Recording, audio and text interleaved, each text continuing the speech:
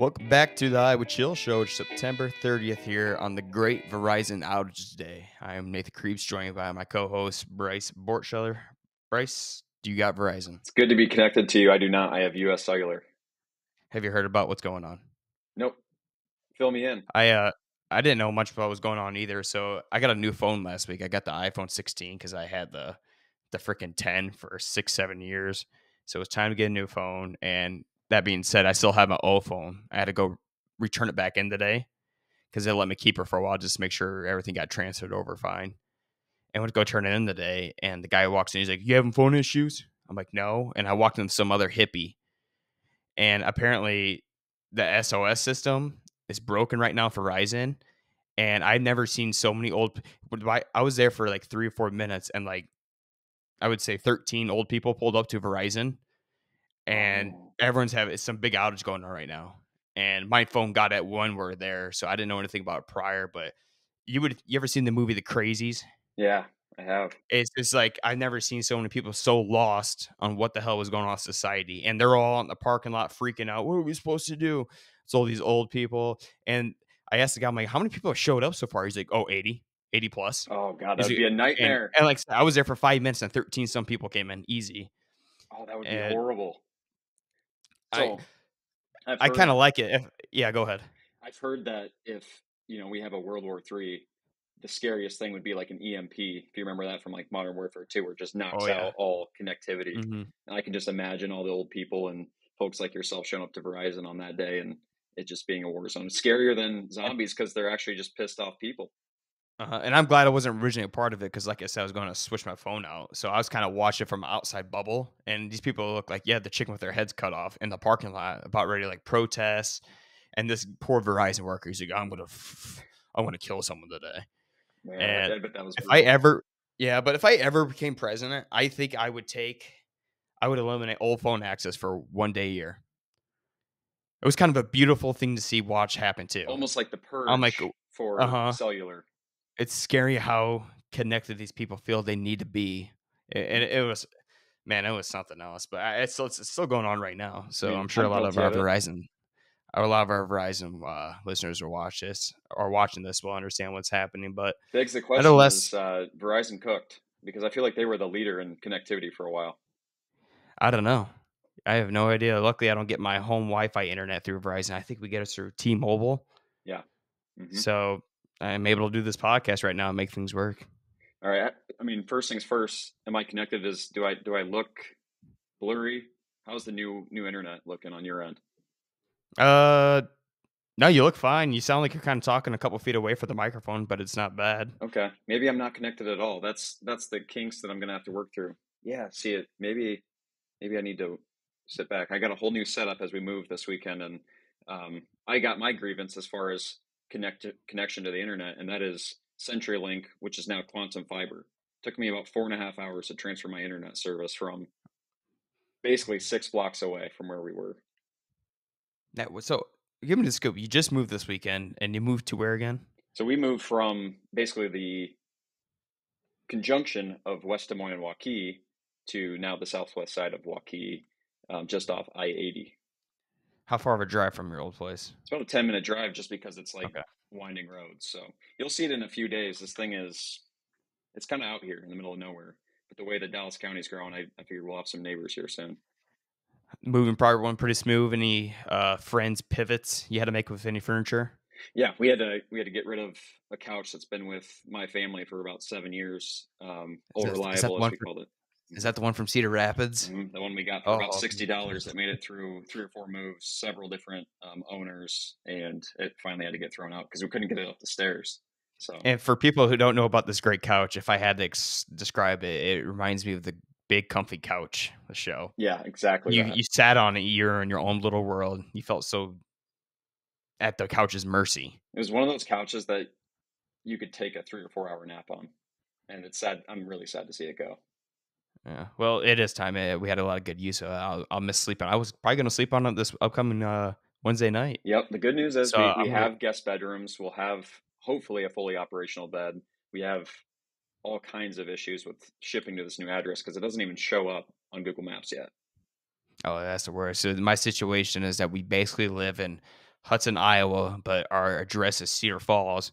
So I still don't know exactly where I live yet, and we've been here for a year and 1 month, basically to the day. Yeah, Still have no idea. I feel like I'm just like living in kind of like the upside down from Stranger Things. Like just it's there, but it doesn't really feel like Well, everything's quite especially in there. the metro, dude, because everything's so meshed. Hmm. I Hmm. just say I'm in the. I would just say I'm in the metro in this southwest part of it or something like Yeah, that. yeah, you'll see it. Yeah, I mean the pains of moving suck, but I think we're gonna really like this place. You'll see my feelings about it, especially as we get deeper into the show with our top county rankings. Big fan of this area. Happy to be still in Waukee. Cool. Anything else you got going on this last weekend? Or is it basically just getting secured in a new bunker? Just trying to make this thing livable. It doesn't ever feel like you have a lot of stuff, but moving is insane. We had 4 or 5 hands for 3 or 4 hours, and it feels like, if that was just us two, it would have been 2 or 3 days of moving, and we were just in an apartment. Like, just crazy. That I don't. No one likes moving, but man, it just reminded me how much I really don't like moving. Yeah, but how refreshing is it to wake up in a new crib? Yeah, it's You pretty know. dope. I mean, yeah, we upgraded about 1,000 square feet, so Oh, yeah, nice. it's good. Excited to host you and Scotty for the West Des Moines Chamber Golf outing here on Thursday. Yeah, yeah. I see where. What kind of course is this? I see I got an email. We got to drop our bags off. Yeah, Is this dude, like a whole professional thing? it's going to be a swanky little course. Oh Glen man. Oaks. If you're familiar with the Des Moines area, listeners, you know that Glen Oaks is kind of an esteemed club. It probably goes Des Moines Golf and Country, Wakanda, Glen Oaks, right around Wakanda level. Just really nice course. We're gonna have a great time out there. But I mean, you got to wear the right clothes and you got to kind of do the whole country club thing. Can I wear shorts? Yeah, you can wear shorts as long as Okay, it cool. looks like golf. Golf, will be Okay. fine. I'll do my typical golf outfit, which I'm sure will work. The bad news is I Uh, haven't been freaking golfing. I, We did Utah. We had a funeral and now moving. I haven't, I'm kind of worried about where we're going to be at in this foursome. Sometimes that's a good thing. You don't want to overdo yourself sometimes. I was going to get some golfing in this last weekend too, but I didn't. We ended up in Decorah. I Nice. been asking and begging to go to Decorah, and I kind of wish I didn't. It's not as good as I remember it being. Oh But no. granted, we probably did go about 2 weeks earlier. I mean, I went to go see some leaves change and everything like that, and Yeah, it's with it just probably, somehow I kept being 85 degrees every single day for the last week somehow, some way, pissing me off. It was hot. Yeah, it was. I don't know. I didn't have that good of experience up there. that's too I bad. probably rated it as a 3 out of 10. So we called you on Saturday night as we were just kind of getting finished up with moving, Oh, I forgot settled about down with a that. couple beers, and forgot how to play a card game. So we gave you a FaceTime call. You guys were kind of dead after bar hopping in that area. So it seemed like you guys had a good time, but just not quite the visual, like the leaves hadn't changed yet, or what was going on. Yeah, well, I wanted to go up there and go do some shopping, and I Mm-hmm. did absolutely no research. I thought I would just walk into a gold mine because I was so high headed on Mm, Decorah. And like I said, no, maybe 10% of the leaves have changed up there. So it was just a hot 85-degree summer looking day. And mm-hmm. that's not what I would want to go to Decorah. All the small town shops kind of sucked.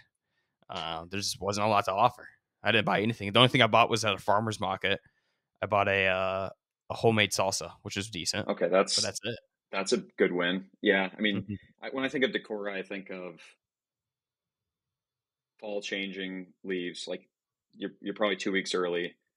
Yeah, little antique shops and I mean breweries. Yeah, I mean, and it that's what sounds we like you did. hit the big two at least. Yeah, I went to I can't remember what the small one is right downtown. I have no idea what it's called, but that was Toppling decent. Goliath and Pulpit Rock. Top, Pulpit Rock, yep. So we went to Pulpit Rock first, and then we hiked on over to the Toppling Goliath, and Toppling Goliath always provides Next just a to massive building that Oh yeah, it's I sweet. love it. Uh-huh. Next to Big Grove, I think Toppling Goliath is probably my favorite. And then we stopped in Old Calmer, Iowa. I don't Mm. know what the heck the name of that bar or that brewery was. I actually been there before. We went there for a wedding, I think 2 years ago. And I had no recognition. They had to tell me, Nate, we were here for a wedding. And I'm like, it was a good Well, night that night. one of those towns that you'd remember, but maybe had too much fun and kind of forgot. Yeah, but nonetheless, we had a few good drinks. It was a good weekend. Just we went a little premature, got a little too excited, went to Decorah I a understand little that. too I early. think we talked about it last pod. We're seeing a lot of Christmas TikToks. I think you and I are both fall believers and trying to soak up as much fall as we can. And I understand trying to get to the fall situation a little bit earlier than maybe it's ready for.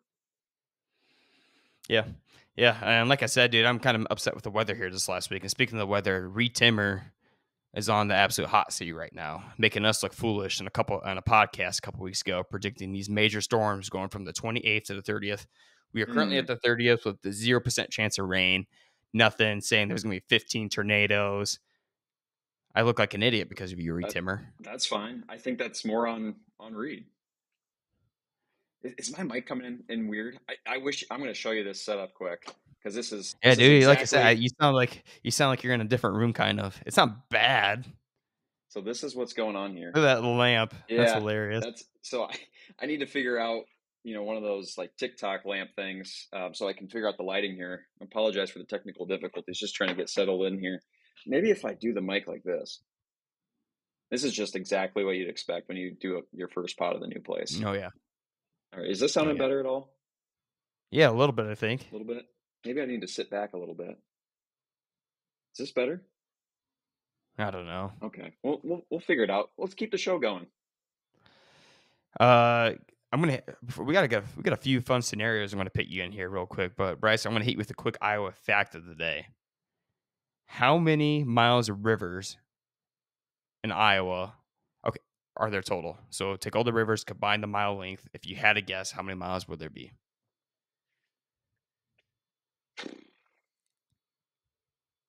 4,500 miles. This is gonna surprise you. 70,247 miles of river in Iowa. That was so far off. I can't even believe it. The Earth is 24,901 miles, so you can take all the rivers and wrap around the Earth 2.8 times. It's crazy. I mean, I should know better because there's so many little rivers. Like the Des Moines goes all the way through. I mean, do they count the Mississippi and Missouri? I'm not sure on that. Okay. Yeah, I mean that was a terrible guess on So my end. crickety sometimes. That stat kind of reminds me of the stat that you can take like all the veins in your body and you can wrap the Earth like 3 or 4 times. You've Right. heard of that stat, right? I have heard that said. It's one of those things that's like, okay, great. Like, what am I going to do with that information? But it's fascinating. So myself with him, he can wrap the Earth like 3 or 4 times. So I don't know. When hearing that stat about the rivers, I thought that was kind of cool. You just forget how windy and long they are. You know what we should do? Instead of donating our organs to science, we should say, prove it. Take my body, and Yeah. I want you to wrap whatever you say you can wrap around the earth and do it. And some scientist is going to be trembling because then he actually has to prove it. Dude, there's no way it does it. There's no way. I would, There's I no would, way. I would donate both of ours. I'm like combine the both of our bodies, wrap this Earth Yeah, I would 5 or want 6 them to times. prove There's it. no way you could do it. I just don't believe that, and I tell Madison all that time. She no, it's a true thing. I think one science guy bullshitted some math and made everyone believe in it. It's one of those science things where they can get away with it because it's like, okay, how are we going to prove that? Yeah, I don't know if that ever happens. I'm offering my body up for it. All right, I got a good one here for you, Bryce. All right. Kirk Ferentz, Fran McCaffery. Say both of them became the leader of a country of 1 million people. They're both the general of the war. I mean, of the army. Who would win in the war? Oh, I think Kirk's going to rally his guys. I think I've seen a lot of quality Fran McCaffery stuff about culture and guys loving to play for him. But I think when you got 25 plus years of tenure and you produce the same product year over year for 25 years, that's the guy I want leading my army. I think those guys are going to be in lockstep. I think they execute the battle well. That's probably a Kirk battle one, in my opinion. I'm going to walk you through this one. Okay. To win a war, you need to be aggressive. You need to have some aggressiveness. True. And who's more aggressive than Fran McCaffery? He's going to be dropping nukes left and right, Okay. here, there, everywhere. He's going to have that red face, dropping nukes right on top as soon as the war started. He won't stop. It's a great point. But, Kirk, he's so patient. That might default perfectly into Kirk's plans. So I think you see it's kind of like the Nazi Germany taking over right away, just doing the blitzkrieg. That's exactly what Fran would do. You'd see blitzkrieg from Fran, and I would hate to go against Fran when he's got his red face. Yeah, and the problem is he was probably spread himself thin. I think so too. I think Kirk would play the long game. Too dominant. Waste all of his resources right away, just absolutely nuking the living hell out of Kirk, and Kirk would be sitting there with the smirk, knowing exactly he's got him at the end. So I'd probably agree with you. It'd be terrifying to go against Fran, but I guess you kind of have to put your trust in the Kirk Ferentz that he's going to take you to victory and conquer over Fran's country. I think that's fair. I think either way, you're going against a war general that's got a winning record, and that's always scary. Have you? This is going to be my favorite topic of the day. Have you heard of this Twitter account, Saint Bill Schneider? I haven't. It's kind of like a knockoff of Cyclone Larry. Okay.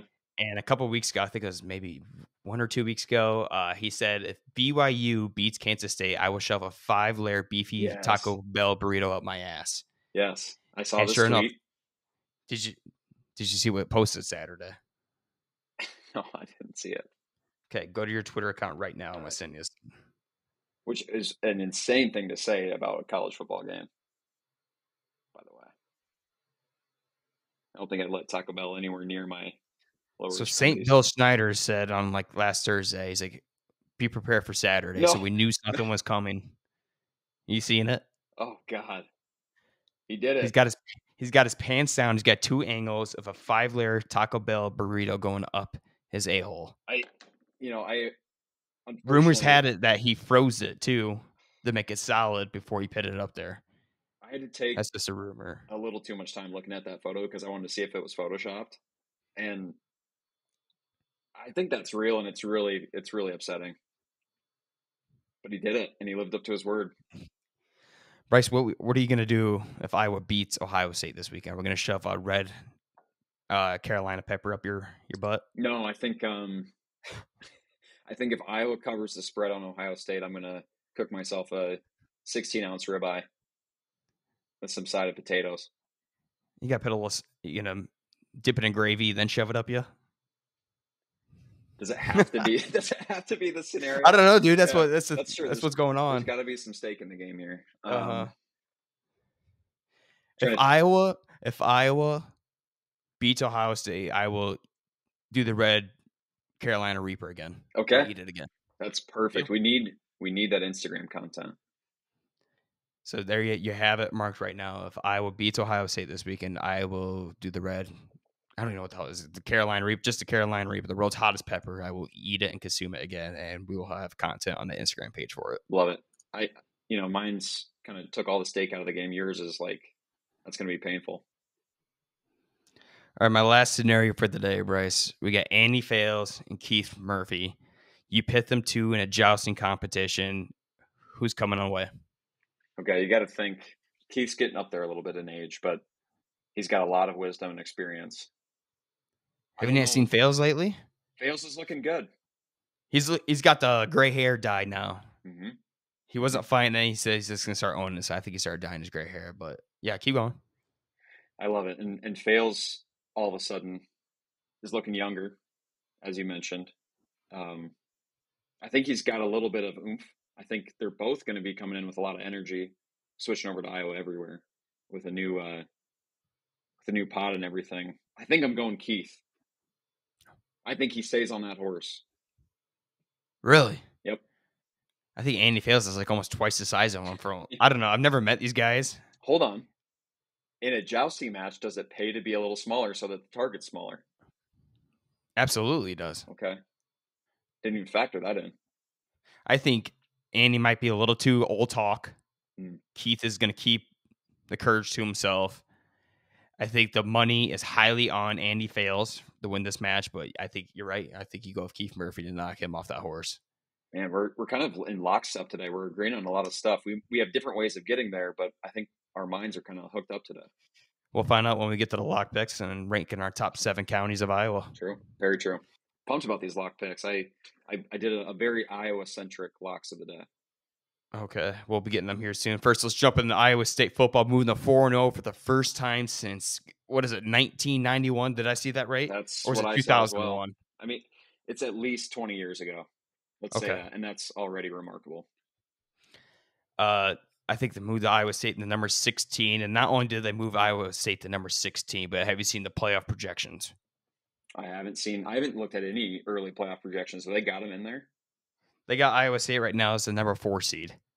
Okay. So that would give Iowa State a bye, which I wouldn't want that. I want one of the next the kind of the play-in playoff games because that gives you the ability to host a game. And how freaking awesome would that be to have a playoff home game in the state of Iowa in December? It would be electric. The thing about us is that we not so secretively root for the Hawkeyes and oftentimes No. forget the Cyclones and make them feel maybe less than. And in that scenario, I think the whole state of Iowa would rally around whoever made the playoff and hosted that game. You would have to. I It's mean, just a I it'd do be it for such March a historical Madness. moment. Like if Yeah. Panthers, Drake, um, Clones, I root for anybody that's going deep into the March Madness tourney. I do the same thing for football. All it takes is just a little wager on DraftKings to get you flipped over to the Iowa State Cyclone for the day. That's very true. I That is I used to hate Iowa State and never could cheer for them, always cheered against them. All of a sudden, DraftKings becomes a part of my life, and now I could be a fan of anybody that day, mhm. the biggest fan. All of a sudden your money's on that game and you're rooting for whoever. Um, here, here's what I like. Iowa State's resume is just going to keep looking better too, because that Iowa win I think is going to end up panning out to be like probably a top 25 win. I know that I'm maybe getting a little bit ahead of myself as Iowa goes against Ohio State and got a meaty part of their schedule coming up, but I think Iowa State's really poised. I know we've talked about it every single week. I love their chances of making the playoff. Iowa State knocks off Houston 20-0. It was 3-0 at halftime. This Iowa State was not looking like an Iowa State game. It was looking like an Iowa Hawkeye game. Punt, punt, punt, defense, defense, defense. Houston has one of the most oh god, I don't even know what to describe their offense. Damn near as bad as Iowa's last year. They can't put up any points. God, I had a good stat here. Houston has now scored. Oh, I don't know what I did with that. Oh, yeah. Houston's total points this season go 7, 12, 33, 0, 0. These guys clearly struggle, and especially going up a good defensive team like Iowa State. But what we expect from Iowa State is for them to put up points. Points, right? Yeah, in your opinion, is that game a little bit of an underwhelming victory? Yes. That feels like it should have been a 45-point spread. We were in the midst of moving couches and chairs and whatever else getting into this new place, but I had that game turned on, and every time I looked at the screen, it just looked ugly. And for a team that's ranked 16th in the nation and trending upwards, it wasn't one of those games where it's like, oh yeah, these guys are hitting their stride, and it feels like they're getting into midseason ball. Like it just seemed kind of like flatlining almost. Rocco Beck goes for 153 yards and a tutty. Finally, guy we've been asking to do something. Abu Sama goes for 101 yards and a tutty. But I think 70% of that came off The long one touchdown play. run. Yeah. So, yeah, the stats look a little bit better, but just because of the 7-yard touchdown, whatever. It's good to see him get over 100 yards for the season. They're going to need him to get going. But now, also, I need Rocco Beck to get going. I need Jalen Noel, Jaden Higgins. I think I saw a highlight. One dude had a one-hand snag for a tutty. Yeah. I'm guessing it was Noel or Higgins. Pretty sweet touchdown catch. That's what I would say it is. They have the playmakers, but these guys need to be pitting up a touchdown each between the receivers per game, and then with a tight end touchdown, a Busama touchdown to get them at least near the 30-point mark. I don't know. Iowa State starts winning on the Big 12. They're probably favored right now to win the Big 12 with Utah dropping, Cam Rising being out. Colorado's looking really good all of a sudden. Yeah. I still feel like it's just kind of like us going to the Iowa Minnesota game. We didn't have the identity that we were hoping to have by now for Iowa. I feel like we got a lot of it out of the Minnesota game. I'm hoping that's the case because I love what we saw from the second half from Iowa.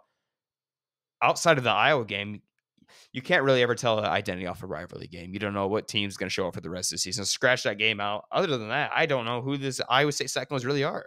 They're kind of looking like Iowa in a way from the previous two seasons. Yeah, I agree. And at the same token, I mean, we've had enough Iowa seasons to know that you take the W's when they come. And I'm not going to like write them off as like kind of lost right now. I think it's hard to say that when a team's 4-0, but at the same time, I think you're a little bit worried going into conference play with, you want to beat those teams by a handy margin. And it's one thing if you're Iowa and you've got Petrus and an injured Cade or backup quarterbacks like last year, like for 3 or 4 years in a row, and you're not putting up points. It's like, yeah, that's to be expected. You don't have the quarterback, but you've got freshman player of the year, you've got a running back that's supposed to explode. Like you're expecting points. For that reason, another lock bet preview. I've got a little bit of an interesting play for Iowa State. Iowa State has a night game come up. Baylor, biggest game of the season, I would say so far, especially for the Big 12. Baylor's coming off 2 struggle losses, giving up a Hail Mary to Buffalo or Colorado Buffaloes. I can't remember who they lost to there night. Maybe Arizona. I don't know. Baylor's looking a little thirsty. The Baylor Bears are known to be a pretty decent team in the Big 12 conference. It's going to be a night game. And have you seen the uniforms for this? I haven't. They're calling it a whiteout icicle game. Okay. It's pretty sweet. So Jack Trice will be covered in white. The Iowa State players will be all wearing the icicle jerseys that kind of look like the Minnesota Viking ones that they foreshadowed. Sweet. If it's anything like those, they're awesome. Especially for a night game, this is going to be freaking awesome. Perfect weather night game. I have goosebumps talking about that. I cannot wait to watch that game. Yeah, that'll be a lot of fun. Does Iowa State lead the nation in changing their uniforms? Yes. They are so other than Oregon, obsessed with it. Yeah, Oregon's one exception. Oregon's been doing it forever, and they obviously live so close. I think it's the headquarters of Nike, and I understand why they do it. But Iowa State, just for whatever reason, loves to play with their uniform. And that's just kind of the world we live in nowadays. Some people hate on it. I'm kind of indifferent about it. You know, if it pumps your players up, pumps your community, your school up, I think it gets the game the fans up anyway. going. I mean, I love rock with it. Let's go with it. Penn State whiteout. All those games where the crowd is just going nuts, like the rally towels in Pittsburgh, like anything, any props, any uniforms that the fans can wear. I think it adds to the environment. I'm for it. I think I would say, yeah, I love it. I think they do it a little too much. Maybe simmer down just a little bit, you know, because you've seen the new basketball jerseys they're wearing for the year. Yeah, the like average Joes. It's cool. I wish I would do more of it. Iowa kind of used to do it. I'm sure they'll have a throwback uni coming up at some point in the season. And then once Iowa starts doing it, they can use all the jokes that we've been firing at them, saying that we're copying them with all the uniform changes, and that'll be good fun too. Right. I say this. It's gonna be a close game. What is it? The spread is at 14.5. Did I see that right? Yeah. And I'm itching to talk about this game on the lock bet side of things, just because I think based on what I've seen from Baylor and 2 close losses and Iowa State not quite putting away Houston, I think that 13.5 is definitely in play. Absolutely. I think it's been close to the entire game. Like I said, Iowa State hasn't proved me for them to pit away these teams. They're one bad play away from being in danger in all of these games. Yep. So until I see a more dominant, aggressive Iowa State offense, I think any team's in play right now against them, at least for covering sakes. Win, can another team make one or two big plays to really put Iowa State in a scare? Absolutely. So give me Baylor to cover this game. I wouldn't be surprised if they go in and get this upset. I would not be surprised. I personally think Iowa State gets the victory here, but I do think it's way, way close. I think that 13.5 is really generous. And it's one of those games that I think that Vegas is looking at that number 16 next to Iowa State and saying, oh, it's going to be the whiteout icicle game. It's going to be a rockin' stadium. I don't think that 13.5 is, I think that's kind of a trap if you're an Iowa State fan and you bet that 13.5. I think this is where we finally find out the true identity of Iowa State. They haven't had much of a chance going up into this game. Big 12 game going in at stakes. Iowa State has the target on their back. Baylor's going to be pumped up for this game. Can't wait for this game. Iowa goes to Ohio State. And Bryce, this is not good. That's the marquee game of the year. The more I watch this Buckeyes, oh my God. Iowa fans have been dreading it since the schedule came out. And Ohio State looks like they're living up to their ranking and just pounding teams. Can I say something? I think Iowa goes in there and doesn't win, but I think they keep it close. I don't even think it's ugly. I think that we put up more points than we've put up against Ohio State, Michigan, Penn State in the last 3 or 4 years. I think that the offense is starting to groove a little bit. I think that Ohio State runs the ball a ton, and that suits us better than a team that spreads it out and QB can flare out and run. I think Iowa's okay. I think we'll be fine. It's not going to be a blowout. Let's try and dissect this game a little bit here. Ohio State, from what I've seen from them, every time I check the score, the other team is at one point has had the lead. It was either like 3-0 or 7-0. all of a sudden at 7-7, and then I get off my CBS app for a little bit, and I check it 10 minutes later, Ohio State's up 35-7. And they haven't been tested at all this year. Mhm. But it's scary when you hear all the rumors. This is the most talented team that Urban Meyer said he's ever seen in the college football. And that's coming from It's alarming. It's a guy the that's '08 Gators head coach who had that loaded Gator roster. And I mean, he's coached at Ohio State. And yeah, a guy that's these coached guys Braxton can Miller hit and it. Tim Tebow and Percy Harvin, and I mean he's seen talent, and if he's saying it, then they're probably the real deal. And I don't know if Ohio State's purposely letting these teams get a quick little false hope and then making them feel good. Okay, we're going to freaking take it to you guys now. And then 35 points later and 5 dries. It's, I don't know. I think this is where hopefully Iowa's defense is ready for a test. Smaller tier teams have attacked Iowa's weak points. You can't have any margin of error against this Ohio State team. They'll burn you. 100%. I think they finally kind of get it together, and they look like a top 10 defense, top 5 defense in the country. Top 5 defense in the country going against Ohio State is still giving up 21 points. Yes, 100%. Can you hold them to under 35 points, under 30 points? I think Iowa maybe gets 14, 17 on them. I final score 17-30 maybe. That would be That would ideal, be and awesome. that would be covering the spread. I mean, they have this, I think, at 20 and a half right now. So I will be taking. I think it open up at 21 and a half, and the pros are hopping on the Hawks here. Yep. You always know when Iowa fans start betting because that line shrinks. We're delusional, and we believe. Yep. Right now I'm having them cover. The game is at 2:30 kickoff here on CBS, prime time for CBS. I will have Iowa money line when I'm 5 beers deep, getting closer to the game, thinking we have a chance, just like we do every year.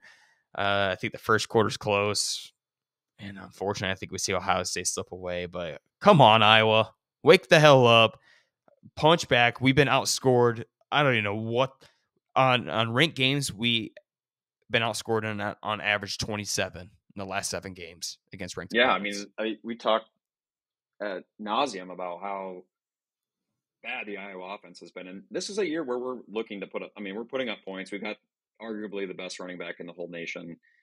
Kincaid loosen up a little bit, make some plays. Can the receivers catch the ball for once? I think you nailed it on the head. We want to see Iowa defense play like we think that they're going to and are capable of. That's the one thing that scares me a little bit is that teams like Minnesota, Iowa State are putting up 20 plus points on a defense that's really not supposed to be giving up any. That being said, did you see the Minnesota-Michigan game? All of a sudden, that Iowa win looks pretty good. Yeah, Michigan hasn't impressed me a whole bunch this year. They have no passing. Like they said, they beat USC with like 50 yards passing. But it's still Michigan. You still got to give them the benefit of the doubt and the credit. Michigan was up like 24-3 against Minnesota. Minnesota was able to rally back and got hosed on that offside kick. I hate this. I don't know. Is that something you can go back and review if you don't call it on the field? Can you go back and review it? That's where So if that's the sake, then don't throw the fucking flag. Yeah. Let the play out. Go to the monitor to make the right call. Don't screw the game before he even has a chance of the play developing. That's totally stupid. That's the one thing with the rules right now is like it feels like they're so good about replaying the important plays, but like that's one of those things where it's like, yeah, we can't go back on our word. Same time, it's good to see it happen in Minnesota. Yeah, fair enough. I don't know. I have faith in the Hawks. I think it's going to be a lot of fun. More fun than it's been in the last 7 games. My biggest question here is, I'm sure it's the biggest question for everybody is, what's Cade going to look like entering into the horseshoe? Is he going to be shaking to his freaking timbers? But this is why you paid the big bucks to bring an experienced quarterback that we haven't got anything out of him yet. If I'm not mistaken, hasn't Cade beat Ohio State before? I would assume so. They went to the college football playoff undefeated, so yeah. They beat them that year. If there was a guy to go in there and not be as afraid of that environment, it is probably the ex-Michigan star. So Cade also beat Penn State with Michigan, and then they go in last year and get stomped 31-0. That's fair. That's why I felt good about going to the Penn State game last year. I'm like, oh yeah, we got this guy who's done it before. It goes to show you real quick, you need pieces around you, but we got pieces around us. Our O-line looks awesome this year. They're blocking better than an Yep. O-line I can remember here in the recent years, and with the best running back in the college football. Can we get the ball downfield to Jacob Gill when Caleb Brown, your tight ends haven't done much this year? You got to be able to extend the field. That way you can let the O-line open up a little bit and have Caleb Johnson make plays in the pocket, or Yep. not in the pocket, but in the hole. I mean, you're talking about schematics, and I think the one difference, I mean, hopefully, is that it's Lester versus Brian Ferentz last year. I think that's our one golden light at the end of the tunnel. Iowa coming off a bye week here. I think this bye week couldn't have played out for a better time for Iowa to make this a game. I'm not asking you to go win it. Go make this a game. Show that you can compete finally with the big blue bloods, because I've been saying this for the last 7 games. We haven't scored a goddamn point. Go in there, ruffle some freaking feathers, compete with these guys, show that this is Big Ten football and that we're here to compete, and we deserve to be up here with these guys. Let's make it look respectable. That's all I'm asking. Bryce, let's jump into our 3 lock bets of the week. It sounds like you got one itching to come out. Go ahead and say what I do. We've talked quite a bit about Iowa State and Iowa in this last 15, 20 minutes, and I put them on my bet slip because I feel pretty good about these bets. And I will start with Iowa State not closing out Houston in the fashion that we expected, and also Baylor losing on a last-second touchdown pass from Shedeur to, I forget his name, over at Colorado, and then another close loss last week. I think Baylor goes in. I think Iowa State rides the momentum of that night game. I think they're really excited. I do think that they win, but I like the Baylor cover plus 13.5 in this game. I'm going to go with you. It's not one of my lock bets of the week, but I will go with an Iowa State victory. Closer game we would like at Jack Trice Stadium at night. Baylor does get that cover. My first cover of the week will be the Minnesota Golden Gophers covering 9.5 against the Trojans of USC. I think is Minnesota doing the white sickle game too? Maybe They might. I don't It's know. that time of year. No, maybe I White. think they just did that against Michigan. I could be wrong, Okay. but Minnesota, I think, is better than what some numbers are showing. USC was getting beat 21-10 versus Wisconsin last week, and then I don't know what the hell happened in Wisconsin. I'll say it. I wasn't able to watch that game, but what I've seen is that USC's defense has improved. I've seen a lot of holes, and I think that this is a game where Minnesota, like you said, probably looks worse on paper than they actually are. So I actually love that 9.5. I think PJ Fleck gets a big answer there, and Minneapolis, give them a little sprinkle on that money line. What do you got for number 2? Number 2, I got the Washington Huskies covering 2 against Michigan. I think Michigan's very overrated this year. Interesting. That's a crazy Washington's bet. I think Washington's coming off a last-second lost field goal to the Rutgers Scarlet Knights, who start 4-0. Shout out to Rutgers. Not letting these newcomers come in and dominate them like everyone else has done. Rutgers for the last decade and a half being in the Big Ten. But I think Washington wakes up a little bit here, gets the big W at one of the best stadiums in college football. That's crazy. Washington started off looking kind of rough, but all of a sudden it looks like they might have some life. And I don't hate that. I think Michigan has not looked like the team that won the national title last year, understandably so, losing coach, quarterback, and a host of other star players. I love that bet. For number 2, I'm staying in state, and I believe in the Hawks covering 20.5. I think that spreads a ton. I think the defense wakes up a little bit and keeps us in the game respectable. I don't think it's a upset win. That being said, plus 20.5, book it now. If they do end up winning this game, I think it completely erases the Iowa State loss. 100% it does. That's why I said this Iowa State loss could be a good thing. Does it kick Iowa back into shape, realizing we got some freaking work to do, like it did with Dallas Clark's senior year? Iowa goes to win on to the Orange Bowl, win the Big Ten outright. Yeah, I don't know about it yet, but I'm sure Saturday morning I'll have too much money on money line and the spread. So please don't disappoint Early week is all about smart betting, and game day is about going with your heart. This one, I'm going with the former Iowa Hawkeye quarterback Spencer Petras with the Utah State Aggies go to Boise, Idaho to take on the Broncos, arguably the second best running back in college football, who's Ashton Jeffrey. I don't know what his name is, but he's looked unbelievable. He looks crazy. He just had 4 touchdowns this last game, and with Iowa's bye week, that also pit him for leading rusher right now, I believe, in the country. Give me Spencer Petras to make a little noise in Boise, baby. They cover 24.5. I love that bet. I would also love if the Aggies defense holds Jonty down to somewhere in the 150 yards instead of the 250 yards, because then our boy Caleb can catch back up. I'm afraid that's probably not going to happen. Dude, Boise looks good. Yeah, That's kind of fun over in Idaho. They don't have a lot to cheer for in that part of the world, and I think that they're going to rally around this team. huge week for the state of Iowa. Some sports coming up here with Iowa State hosting Baylor and Iowa going to Columbus to compete. I can't wait to watch that this weekend and cover it next week with our podcast. We're going to wrap up this episode with ranking our top 7 favorite counties of Iowa. And before we get in this ranking, we had no guideline of how we were going to rank them. Give me a quick spiel on how you went about your rankings today. Okay. I went more on beauty and less about entertainment. And I'm not sure if that's going to play out in the way that I had hoped, but I think I stand by what I've got here. What did you do? I went off. I looked at a picture of them, see how the border of the county kind of looked. Okay. I went off the name of it a little bit. So nothing that you would ever see in New York Times ranking with That's fair. school prestige and anything like that. Just go off how I feel about it, man. That's fair. And what's funny is that you brought into the county lines into play when almost all of them are squares and rectangles. There are a few interesting ones out there. There we go. See, I'm excited to hear your list now.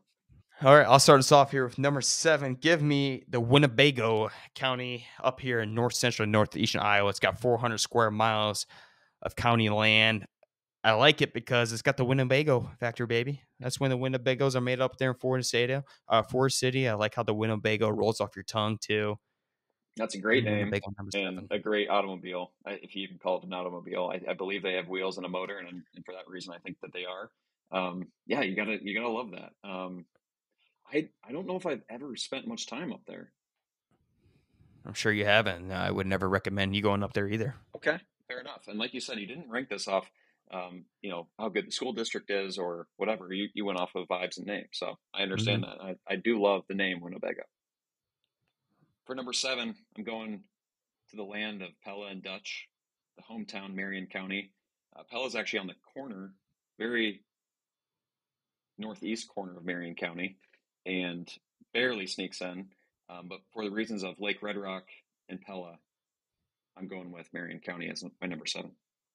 See, I actually don't even know Marion County was a county name. And I'm usually pretty good with geography, especially here in the state of Iowa. When I was looking at the map, I'm like, when I think of Marion, I just obviously think of Marion, northeast side of Cedar Rapids. Right. So good to know it's got a little more to the name than just a city. County seat, Knoxville. It's not the most desirable county. And, from the beauty perspective, it does have the Des Moines River, it does have Lake Red Rock. It's an okay county, but really it's the hometown bias that wins me over. It's got the Des Moines River? Oh, yeah. I could have floated down from the East Fork Des Moines River in Kossuth County all the way down and met at the Humboldt where the two East Fork and the West Fork combine, and I could have made my way to Pella. 100%. And that makes me feel even worse about my guess at 4,500 miles of river when I know that pretty much the whole state is connected by rivers. Yes. All right, Snake is back for number 6. Greene County, and for this reason, Jefferson and River Farm. I know that we've got a lot of rich history in this area. Take a gander at the Wild Rose Casino, hop on down to Craig Flack's farm, have yourself one of the best unique Iowa experiences possible at the River Farm. Oh, nostalgic for me. What good times in a random ass county that I would have never imagined venturing to. I just remember driving from Cedar Falls to get to this place. I've never been near that part of the state, western central Iowa, if I'm right. And I was so mad because it took forever. It took me forever to get there. I just kept riding Highway 20. I was so pissed. But when I got there and I saw River Farm holds that county together. It does. And it just feels like when you think of Iowa, that county kind of embodies what it means to be an Iowan. What do you got for number 6? Number 6, I got Butler County, 580 square miles. The reason I say Butler County is because of Greenies and Greene, Iowa there. If you've never met anyone from Greene, Iowa, unlike any species of people I've ever met in my entire life. Not saying that's a bad thing, but what I'm saying is when you go to a party, if you get one greenie, you're getting 50 greenies. I've never seen a community stick so well together with friend groups. Oh, it's unbelievable. The Cresco has a good fighting part of that for friend groups that just mold together, grow together, stay together.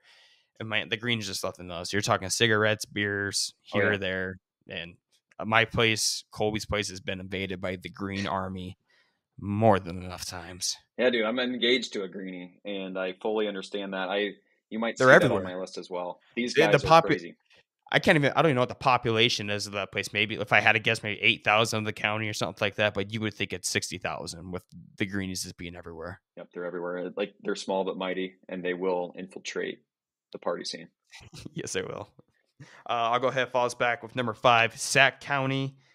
Just because of its name. That might be the third mention of Sac in this podcast. And Sac's made a lot of mentions here in the podcast solely because of the Sac, and I just like it. Shout out! It's got 575 square miles of the county.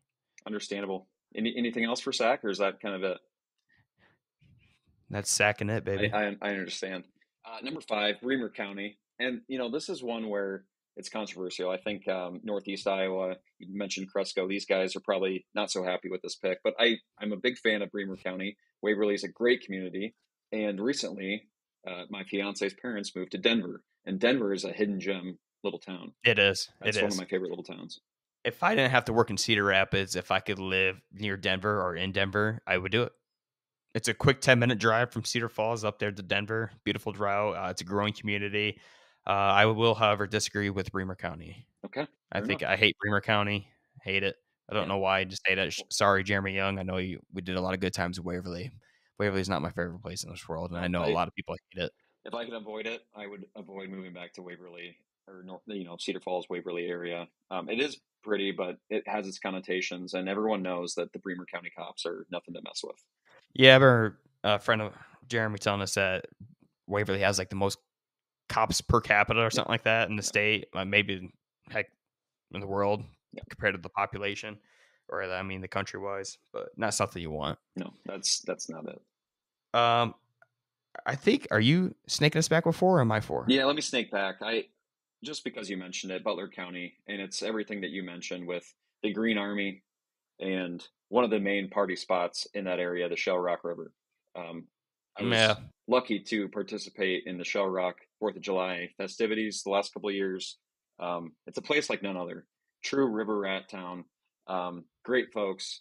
If you need a cigarette, if you need a beer, that's your place, and those are your people. Big fan of Butler County, and obviously a little biased with bringing one into the family. So, yeah, I'm a little surprised, but also not surprised that we had a Butler crossing on both of our lists. It's a love it or you hate it. Yeah, that was your number 4. My number 4 is the great Kossuth County up in north central Iowa, trumping all counties when it comes to square miles of 972 square miles of land. Huge. Massive county. I think it's like, so obviously the largest county, but I also think it has like the second or third smallest population. Yeah. So that shows you that's farmland nation. Yep. It's one of those crazy stats. And I always laugh because Kossuth kind of ate a different county, and we could have had that perfect 100, and they ate it right up. So obviously, as me being a Kossuth County native, I would absolutely do everything in my power to defend it from splitting into 2 to make it to 100 counties. What is your perspective on this? I would love a round number 100. I understand. I think it kind of makes us unique having 99 counties and one just random huge county. So I'm actually kind of for the 99 counties. You're for keeping it? Mm-hmm. So if they go to war, other counties are going to war. Are you inside the wall with me, ready to defend Kossuth County from being split into 2? I'll defend with all I hold dear. That's 100%. I'm there. I think we need to defend Kossuth and the uniqueness of having 99 counties. I appreciate that. We'll definitely take you up whenever that time comes. Number 3, give me Dickinson County up in northwestern Iowa, home to Okoboji, Spirit Lake, specifically because of those reasons and because it's got Dick in it. Yep, 100%. And you will see that very shortly when I snake back around. Big fan of Clay and Dickinson. Right on that edge, you got Spencer. Obviously, Bogie. Feels like I mentioned that about Jefferson. It's kind of that same feeling. You're driving through peak embodiment of Iowa, cornfields, everything, and then all of a sudden you're just in this beautiful oasis of Bogie, quality county. And I think they're doing better over there. I know they got major flooding, but I think the town and the small town coming together is going to get that place running in no time. My number 3? Your number 3? Winneshiek. And I know that you just had a terrible time up there in Decorah, but give it 2 weeks, and that's going to be one of the most beautiful places in the whole state with hosting Decorah and the folks up there. I had a great experience when I went a few years ago to a pumpkin patch in Decorah. We also hit Toppling Goliath. They've got great beer, great scenery. I'm not sure if it's the shopping capital of the world. I think, that was probably a little disappointing for you, but I do admire that area as far as aesthetics. I'm so devastated that I went on an 85-degree day. Oh, God, 2 weeks early, because I know I would have absolutely loved it. Mm-hmm. I got a bad taste of Decorah on my runoff right now, but I know if I go up here in 2 weeks for one of my truck routes, I'll enjoy every single second of it. I'll love it. I promise. Number 2, give me. Oh yeah, I was pretty close to saying Winneshiek just because of the name, but it didn't quite make the list. It's probably number 8. Number 2, Chickasaw County, home of the New Hampton Chickasaws. I just love saying Chickasaw. I love seeing Chickasaws on license plates, and I get the farm up here in a couple of weeks, so I'm proud to feed the people from good old Chickasaw soil. I believe Chickasaw is mentioned in a Tim McGraw song. Can't remember the name of it. Maybe it's called One of a Kind, but it's just a great name, and I understand why he incorporated that into a song, because it's one of the most fun names to say. It's good to see that it hasn't gone woke yet and been forced to change the name of the county from Chickasaw to something generic. So Iowa would be in a lot of trouble. Winneshiek, Sioux, Kasuth. I mean, I believe all of those are Native American names. So if that is ever the case, then we're screwed.